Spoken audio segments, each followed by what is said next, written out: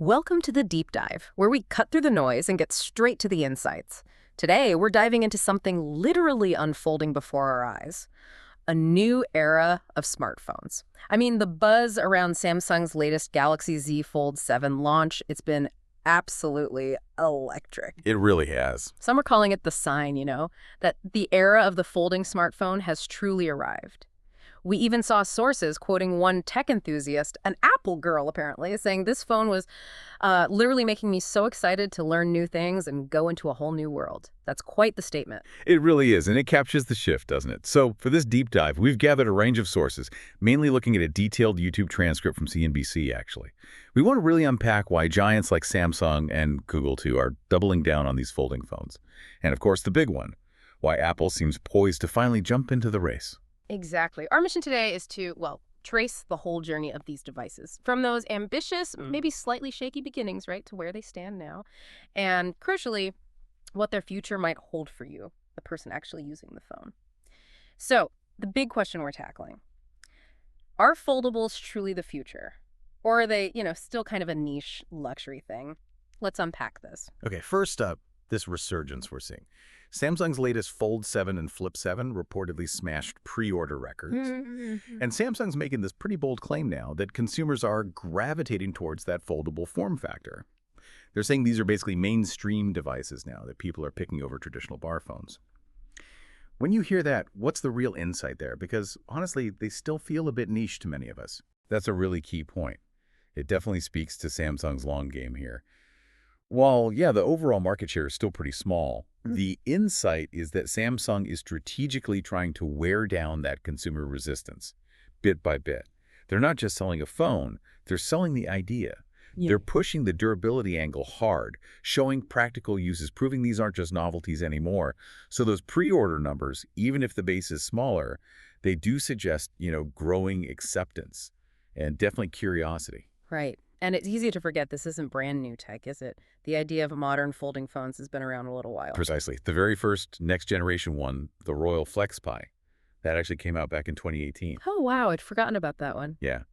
Then Samsung followed pretty quickly with the first Galaxy Fold in 2019. And since then, we've seen Google jump in with the Pixel Fold, Motorola reviving the Razr, which was iconic. Yeah, the Razr. And Chinese brands like Huawei and Xiaomi have been really aggressive, pushing thinner, lighter designs. Even Nokia is back in the flip phone game, but with modern features like apps and stuff. So it's been building quietly, maybe, but steadily. And speaking of big players, the news that's really got everyone talking is Apple. The reports say they're expected to join the foldable race in, the fall of 2026? Knowing Apple's history, what's your take? This patient approach they always seem to have.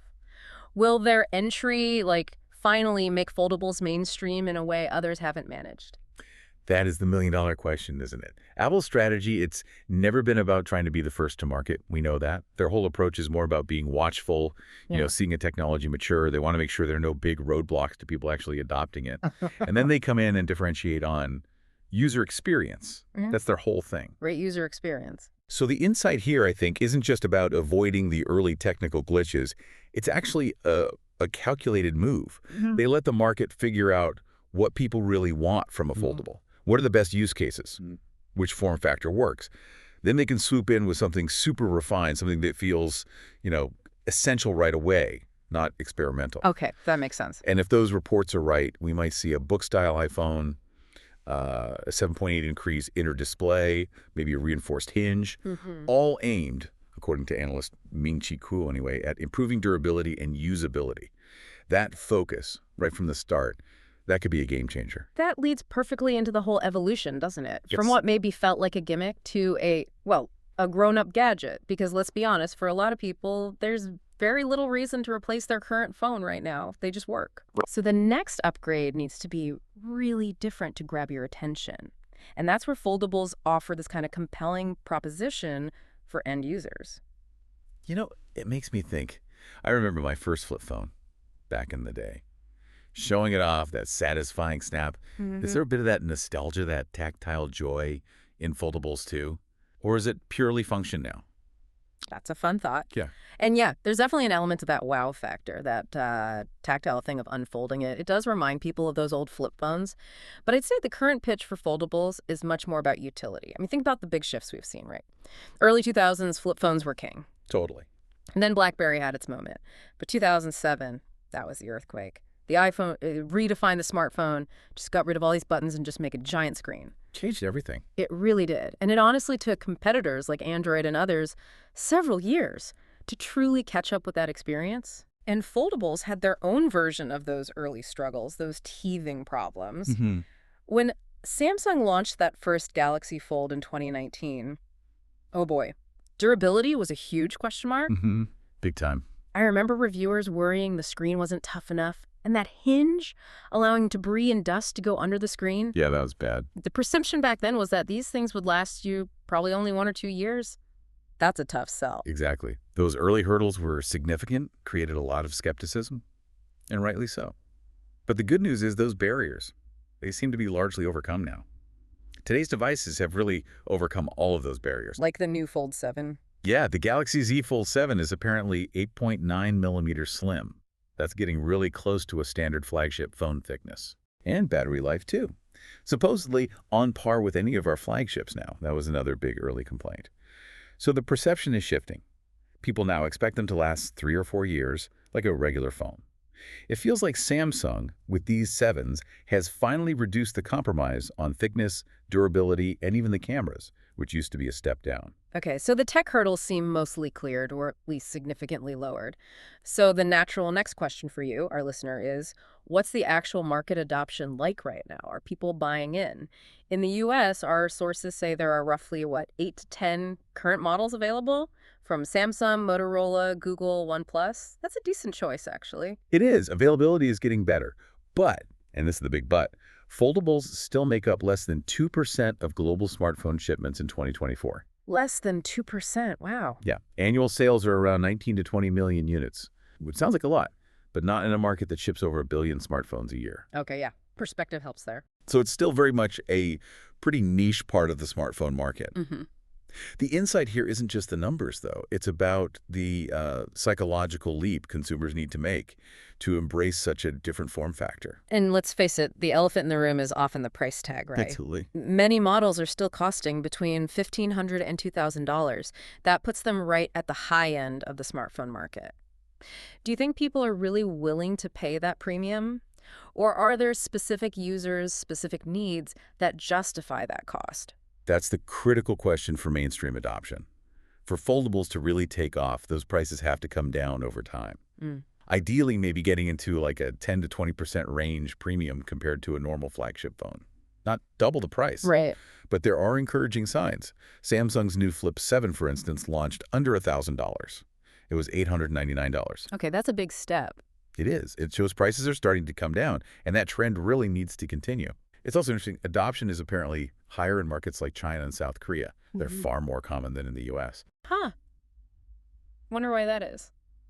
Could be several factors. Maybe different purchasing priorities, maybe more openness to new form factors there. Yeah. It's hard to say definitively. Interesting. Okay, so all this innovation, the market positioning, it leads us to what companies are pitching now. The AI-first future for these devices.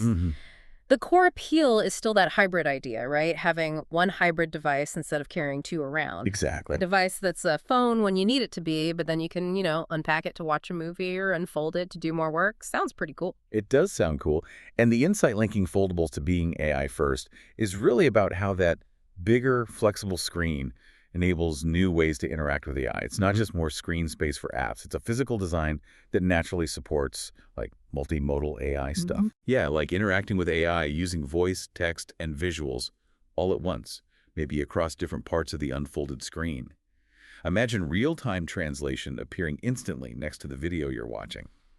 Or complex photo editing spread out logically, things that would feel cramped or impossible on a single smaller screen. The whole idea is AI taking away some of the friction we feel using our phones. Okay, I see. Making complex tasks easier because you have the space. A great example mentioned is that Google partnership, Circle to Search, on the big screen. Right. You can literally circle something on one half of the screen and see search results pop up on the other half instantly. Exactly. It allows for a much more productive experience going back and forth between what you're looking at and engaging with the information. That really shows off that potential you're talking about. So just to sort of recap where we've landed in this deep dive, we've tracked foldables from those challenging early days to where they are now lots of innovation, strategic moves by companies. The market seems to be stabilizing, and the quality of the phones themselves is definitely improving. Some experts are even saying the foldable form factor is inevitable. Strong words. Yeah, inevitable. But as we've covered, there are still hurdles, aren't there? The engineering is still complex, the prices for most models are still pretty high, and that perception. It's still seen as a niche product by many, especially outside places like China or South Korea. Exactly. Which brings us to the final thought for you, our listener. Given all this progress, better durability, slowly improving prices, and a giant like Apple potentially getting ready to enter the ring, could this finally be the moment? The moment foldables move beyond a niche luxury and into the mainstream? Could they truly reshape the smartphone industry as we know it? Or will that compelling vision, that one hybrid device, just remain slightly out of reach for most people? Still too expensive, still too different. What really stands out to you from everything we've unpacked today?